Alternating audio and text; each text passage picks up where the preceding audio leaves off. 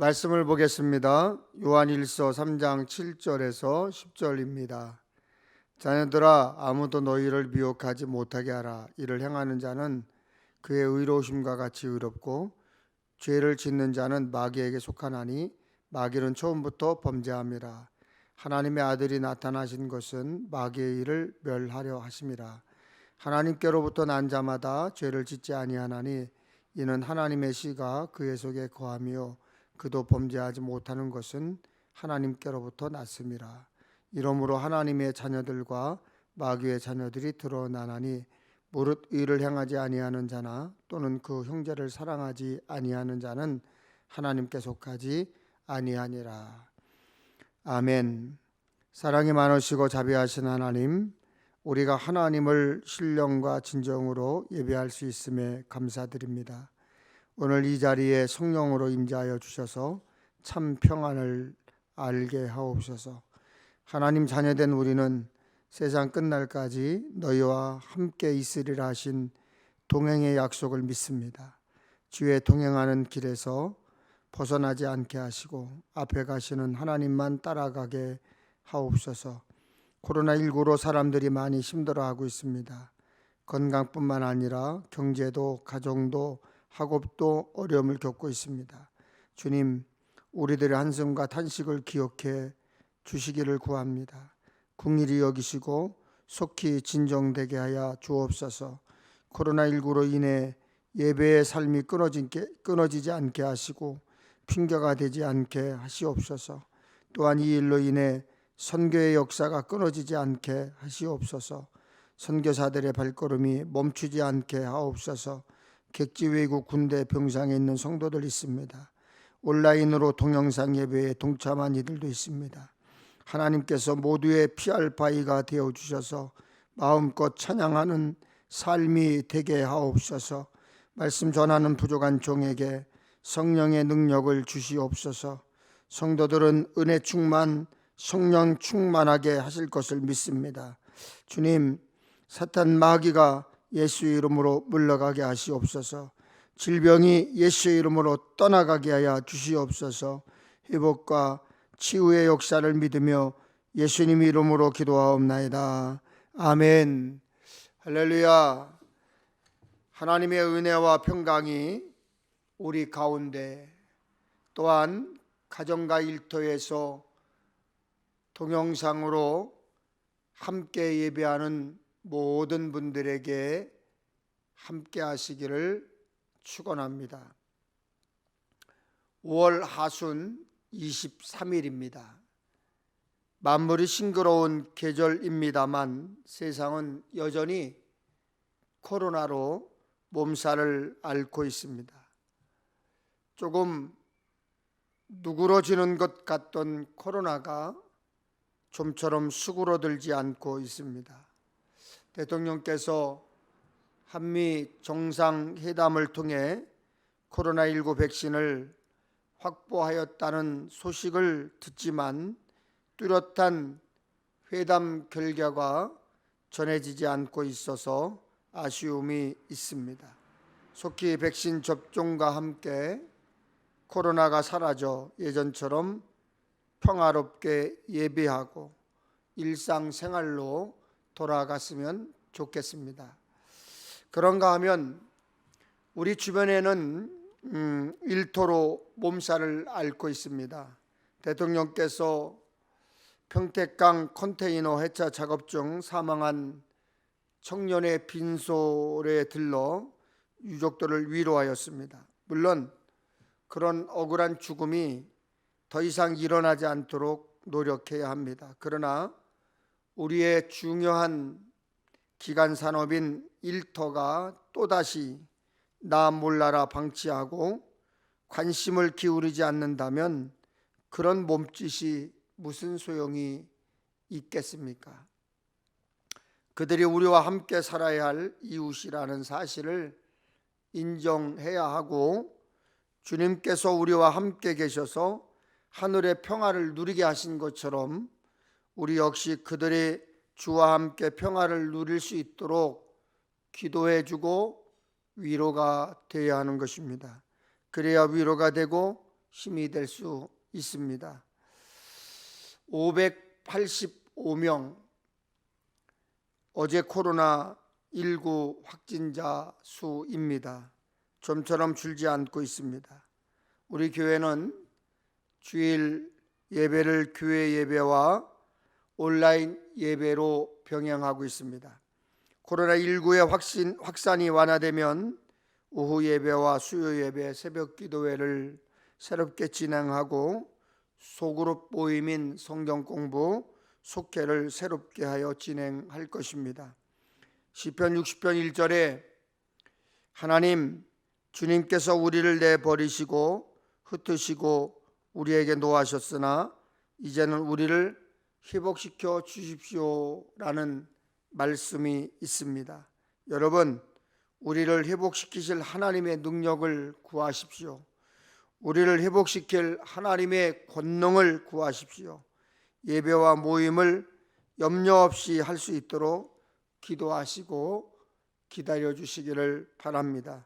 가정에서 동영상으로 예배를 드리시는 분들께서도 정상적인 모습으로 예배에 동참하셔야 합니다.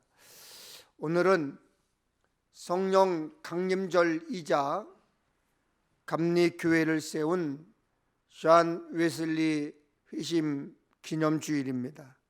감리교회의 창시자 존 웨슬리 목사님은 1738년 5월 24일 런던 올더 스케이트 거리에서 모인 모라비안 집회에서 마음이 이상하게 뜨거워지는 체험을 하였습니다.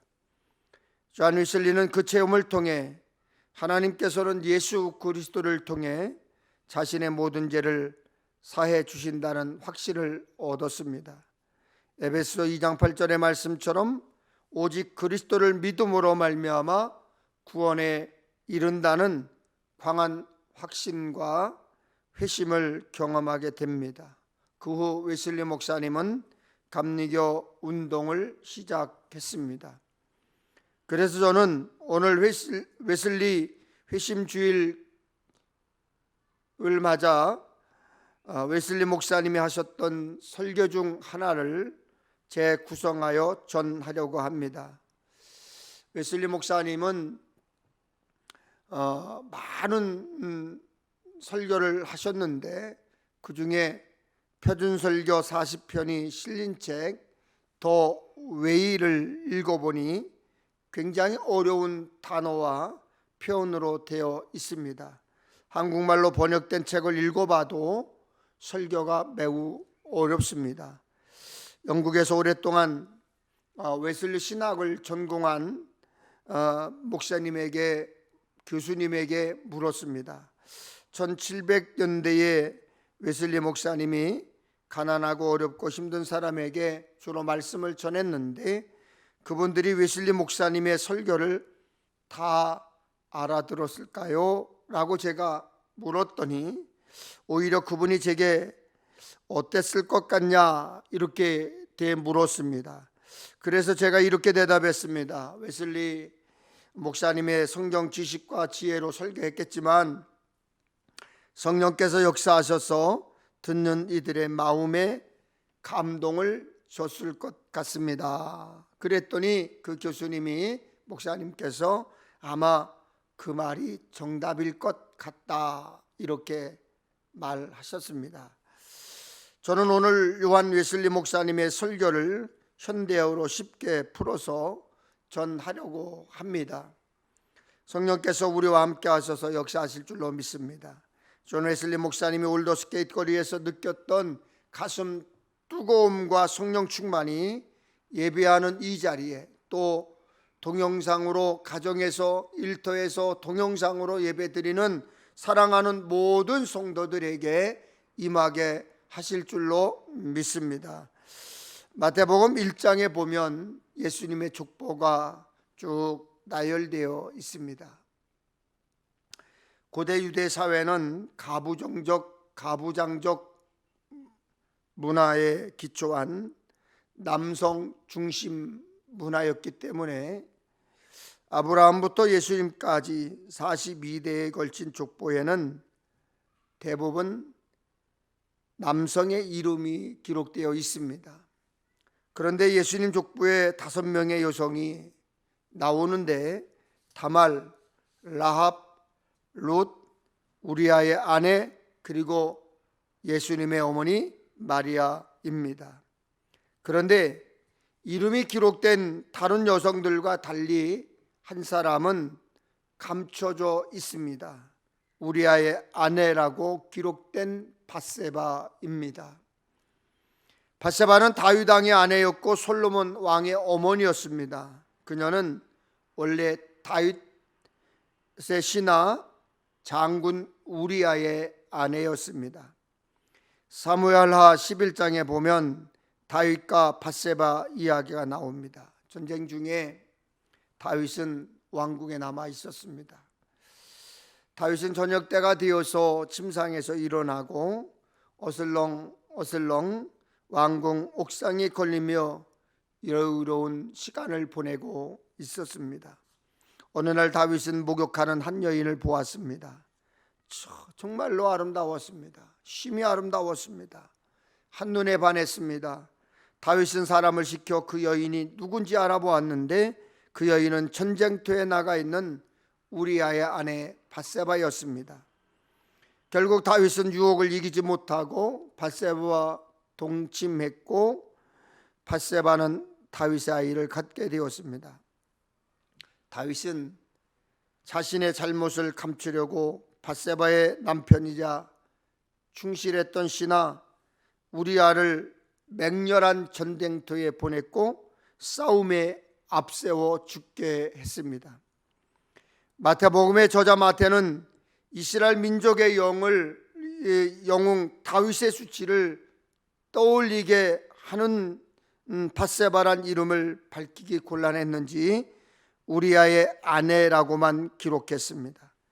이스라엘 사람들이 가장 자랑스럽게 여기는 다윗, 하나님도 내 마음에 맞는 사람이라 하였던 다윗이 육신의 욕망을 참지 못하고 죄를 지었습니다. 17세 소년 시절 믿음으로 전쟁에 나가 골리앗과 싸워 이겼고 청년의 때는 사울에게 쫓기면서도 끝까지 하나님을 의지했던 다윗이었지만 가장 평안할 때, 아무 일도 일어나지 않을 때, 어떤 일도 일어나지 않을 때 사람들에게 비방거리, 추한 모습을 보여주고 말았습니다. 오늘 본문 말씀은 우리 믿는 자에게 이렇게 가르칩니다. 요한일서 3장 9절 말씀처럼 하나님께로부터 난 자마다 죄를 짓지 아니하나니. 여러분, 그런데 현실은 어떻습니까? 하나님 마음에 드는 사람 다윗도 죄를 지었습니다. 우리도 예외일 수 없습니다. 성경에는 하나님께로부터 난 자마다 죄를 짓지 아니한다고 했지만 현실은 꼭 그렇지만 않습니다. 요한일서 5장 18절에도 악한 자가 그를 만지지도 못한다 했지만 하나님의 자녀된 우리도 악한 자의 꼬임에 넘어갈 때가 있습니다. 코로나19만 전염성이 강한 것이 아닙니다. 죄 역시 강한 전염성이 있습니다. 여러분, 그렇다면 성경의 가르침이 잘못된 것일까요? 존 웨슬리 목사님은 오늘 본문 말씀을 정확히 이해하기 위해 2가지를 살펴야 한다고 했습니다. 첫째는 하나님께로부터 난다는 것이 무엇인가? 둘째는 죄를 범하지 않는다는 것이 어떤 의미인가 하는 거예요. 어느 날 밤 유대인 지도자 바리새인 니고데모가 예수님을 찾아왔을 때 예수님께서 이렇게 말씀하셨습니다. 사람이 거듭나지 아니하면 하나님의 나라를 볼 수 없느니라. 이 말씀을 유진 피터슨이 번역한 메시지 성경에는 이렇게 번역되어 있습니다. 누구든지 위로부터 나지 아니하면 born from above, 하나님의 나라를 볼 수 없다. 이렇게 번역되어 있습니다. 거듭난다는 것은 위로부터 나는 것, 하나님께로부터 난다는 뜻이지요. 그러나 거듭난다는 말의 의미를 알지 못했던 니고데모는 의아해하며 예수님께 물었습니다. 사람이 늙었는데 그가 어떻게 태어날 수 있겠습니까? 어머니 뱃속에 다시 들어갔다가 태어날 수야 없지 않습니까? 그렇게 물었습니다. 궁금해하는 니고데모에게 예수님이 말씀하셨습니다. 사람이 물과 성령으로 나지 아니하면 하나님의 나라에 들어갈 수 없느니라. 예수님 말씀처럼 물과 성령으로 나기 위해 우리는 세례 예식에 동참합니다. 하나님의 자녀라면 예수님을 구주로 영접하고 자기 신앙을 고백하며 물과 성령으로 세례를 받아야 마땅합니다. 하지만 거듭난다는 것이 단지 세례받는 것만을 말하지는 않습니다. 갈라디아서 6장 15절에 할례나 무할례가 아무것도 아니로되 오직 새로 지으심을 받는 것만이 중요하니라. 거듭남은 할례와 같은 외적 변화만을 의미하지 않습니다. 존 웨슬리는 거듭난 사람에 대해 설명하면서 태중에 있는 아이의 예를 들었습니다. 자연적 탄생, 생물학적 탄생과 영적 탄생 사이에는 비슷한 점이 있기 때문이었습니다. 어머니 뱃속에 있는 태아는 현실 세계에 대해서 잘 알지를 못합니다. 아직 보고 듣고 말하고 만지는 감각들이 제대로 발달하지 못했기 때문입니다. 그러나 아기가 세상에 태어나면 눈은 빛을 감지하고 귀는 소리를 듣습니다. 코는 숨쉬며 손과 발로는 만지고 걸으며 입으로는 맛을 봅니다. 태어난 아이는 그렇게 세상의 존재함을 깨달아갑니다. 부모는 아이가 태어나면 첫 1년 동안 언제 걷지?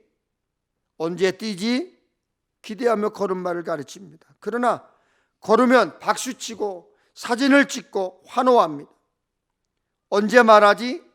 그러다가 엄마, 아빠 입만 떼어도 엄청나게 말을 잘하는 것처럼 허풍을 떱니다. 그러나 정작 아이가 걷게 되면 다음 10년 동안 아이에게 소리칩니다. 제발 좀 가만히 좀 있어. 제발 좀 제자리에 좀 앉아 있어. 아이가 자라는 첫 2년 동안 부모는 끊임없이 말을 걸고 말을 가르칩니다.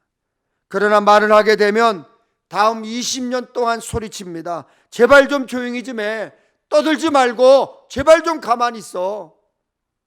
이처럼 아이들을 세상에 태어나면 부모가 감당하기 벅찰 만큼 빠르게 성장하고 세상에 적응합니다. 거듭나기 전 우리는 뱃속에 있는 태아와 같습니다. 영적 감각이 발달하지 않아 하나님을 볼 수 없고 하나님의 음성을 들을 수가 없습니다. 하나님을 느낄 수도 없습니다. 그러나 하나님께로부터 나서 하나님의 자녀된 사람은 눈에 보이지 않는 하나님을 믿고 바라봅니다. 하나님의 약속을 믿고 기도합니다. 하나님의 영광을 아는 빛이 내 마음의 빛입니다. 독일 철학자 칼 야스퍼스는 정상적인 인간이라면 4가지 감각을 지녀야 한다 그랬습니다. 첫째는 소속감입니다.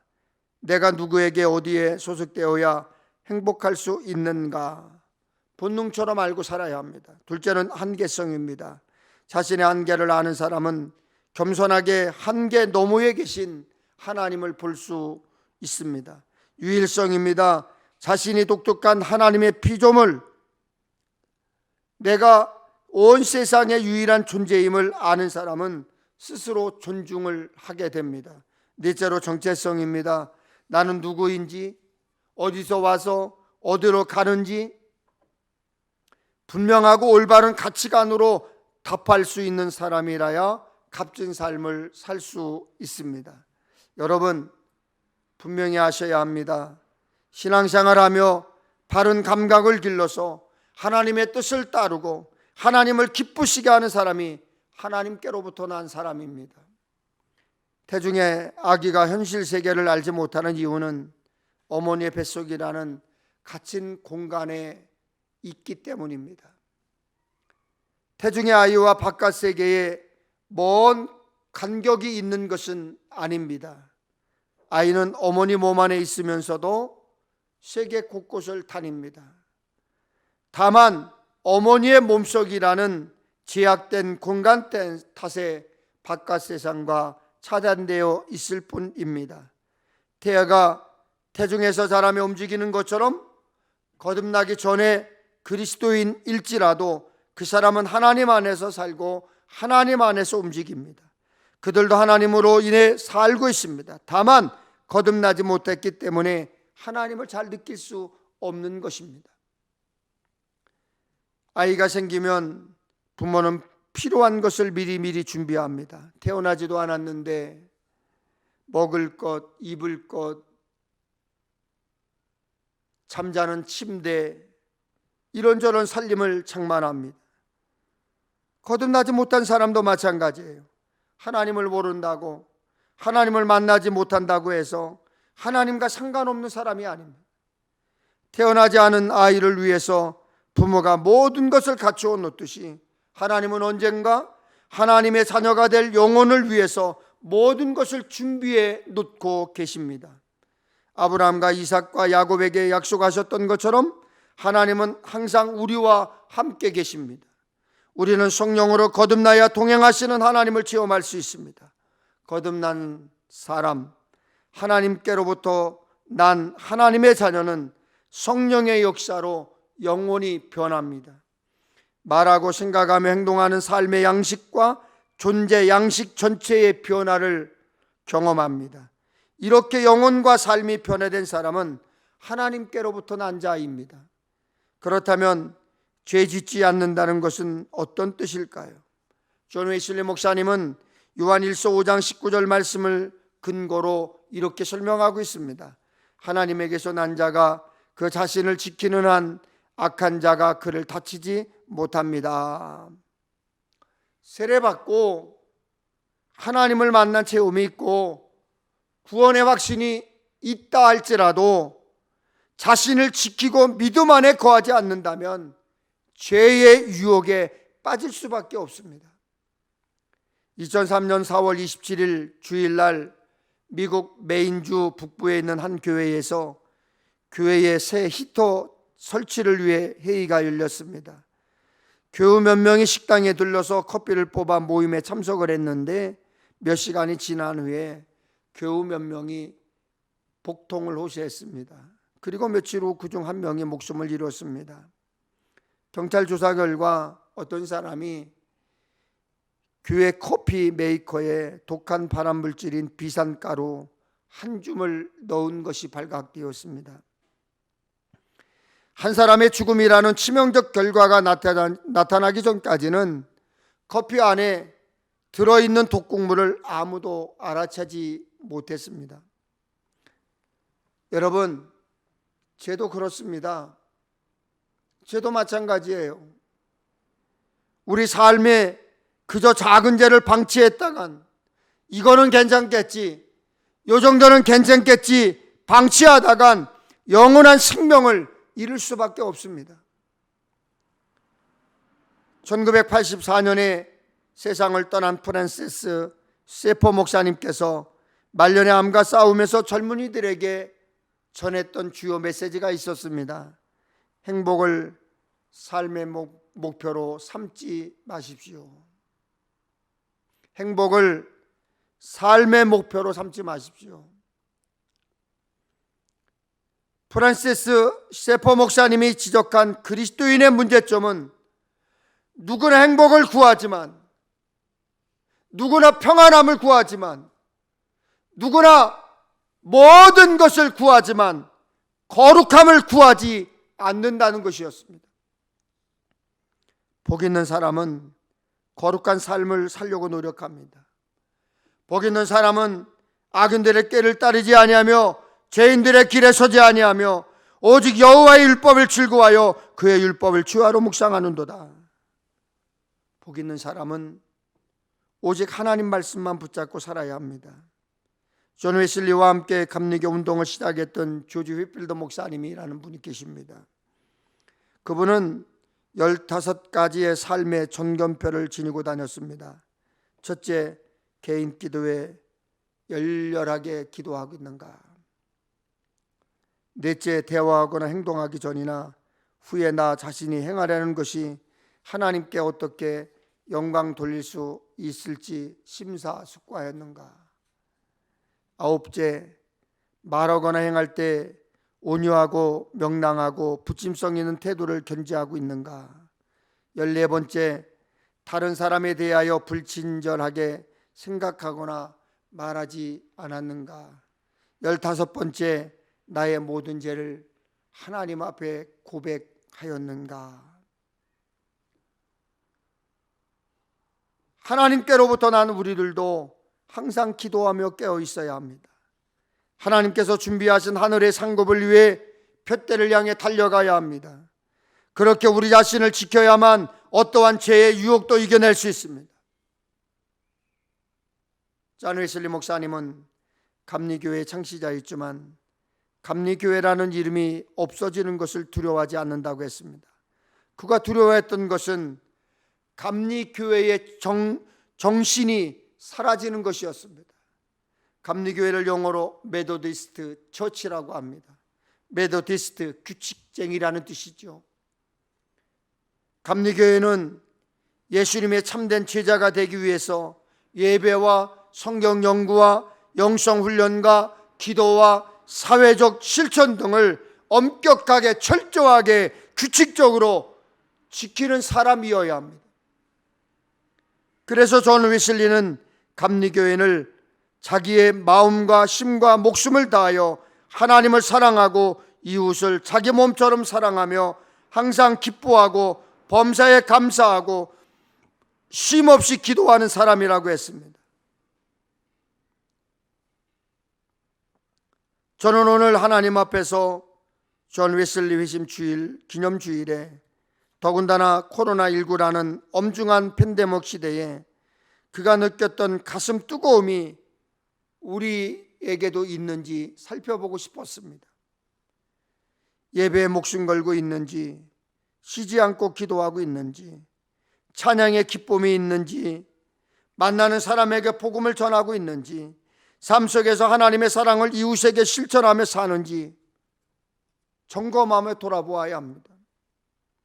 사명감에 불타는 그리스도인일도 계속해서 하나님의 음성을 듣지 않는다면, 하나님을 바라보지 않는다면 여러분 어떻게 될까요? 하나님의 영이 점차적으로 사라집니다. 우리를 죄악의 어둠에, 우리 자신의 마음의 어둠에 내버려 두실 수도 있습니다.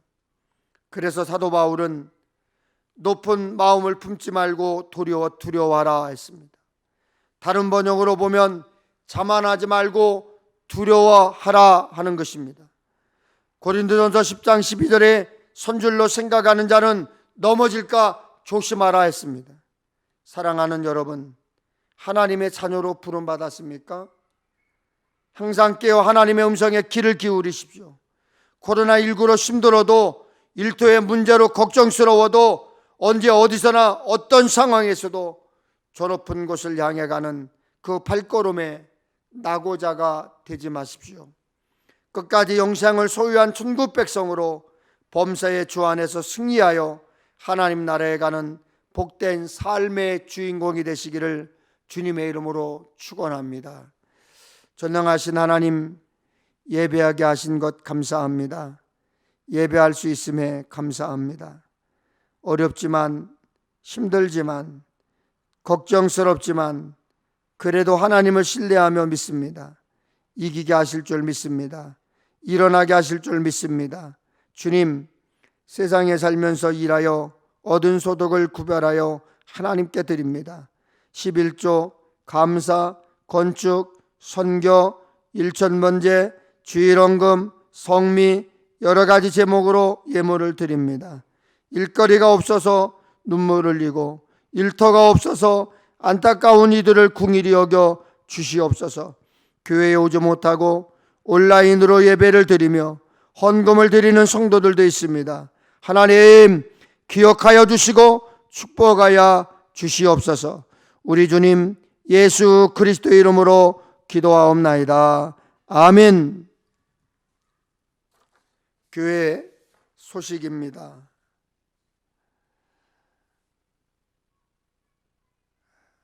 제26회 여선교회 경기연회 연합회 선교대회가 5월 27일 평택 제1교회에서 있습니다. 5월 28일은 경기연회 감리사 협의회가 있습니다. 감사 챌린지를 배진 전도사님께서 계속 올리고 있는데 하루에 3번씩 감사거리를 찾으시고요. 또 이웃들에게 감사를 표현하시기를 바랍니다. 성경 필사를 다 못하신 분들은 멈추지 마시고 계속 하십시오. 그리고 그 하신 것을 사진 찍어서 저에게나 배진 전도사님에게 보내주신다면 여러분들에게 맛있는 치킨을 보내드리도록 그렇게 하겠습니다. 어려우시더라도 여러분들 헌금을 잘 해주셔야 합니다. 헌금이 쌓이게 되면 욕심이 생기게 돼요. 그때 바로바로 온라인으로 보내주시고 또 직접 교회에 오셔서 기도하시면서 헌금해 주시기를 바랍니다. 특별히 선교 헌금에도 적극적으로 동참해 주셔서 우리 교회가 협력하고 파송하고 후원하는 선교사님들이 어려움 당하지 않도록 여러분이 적극적으로 협조해 주시기를 부탁드립니다. 축도하심으로 모든 예배를 마치겠습니다. 바울이 그들에게 안수하며 성령이 그들에게 임하심으로 방언도 하고 예언도 하니 모두 12사람쯤 되니라. 하나님, 우리도 성령 충만받아 방언도 하고 예언도 하고 믿음으로 말씀도 증거하고 병을 고치는 신유의 역사도 일어나게 하여 주시옵소서. 우리가 성령 충만하여 많은 이웃들에게 능력을 나타나게 하시고 예수의 사람으로 인정받게 하여 주시옵소서. 지금은 우리의 길과 진리와 생명이 되시는 예수 그리스도의 은혜와 독생자를 통하여 죄를 속량하시고 영생의 길을 마련해 주신 하나님 아버지의 사랑하심과 약속하신 대로 보내주신 성령님의 감동 감화 역사하심이 성령의 인도하심을 받으며 말씀과 기도와 찬양을 통해 성령 충만한 삶을 살고자 다짐하며 가정으로 일터로 세상으로 돌아가는 주의 백성들 머리머리 위에와 저들의 가정, 일터, 직장, 이 나라 이 민족 우리 기독교 대한감리회와 평택 엘림교회 위에 지금으로부터 영원히 함께하옵시기를 간절히 축원하옵나이다. 아멘.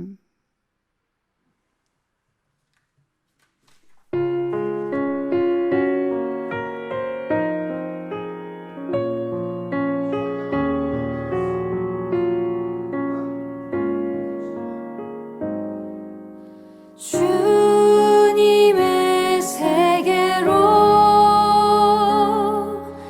나가세요.